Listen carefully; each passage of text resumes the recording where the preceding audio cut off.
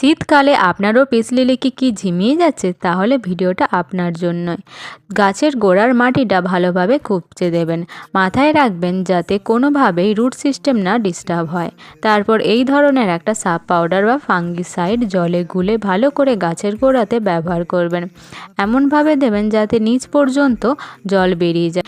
আর 4-5 দিনের জন্য সেটযুক্ত জায়গায় রাখতে হবে।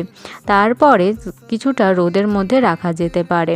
তবে পিস লিলি সম্পূর্ণ একটা ইনডোর প্ল্যান্ট। এটি বেডরুমে বা সোফার পাশেও রাখা যেতে পারে। 4-5 দিন পরেই গাছটা দেখো আমার পুরো তরতাজা হয়ে ওপরের দিকে উঠে আছে। একদম টাটকা গাছ। কতটাই না দেখতে সুন্দর লাগছে। গাছের পাতাগুলো এতটা বড় বড়। এছাড়া এই গাছে ফুল পর্যন্তও হয়। ইনডোর প্ল্যান্টের জন্য এটা একদম বেস্ট গাছ।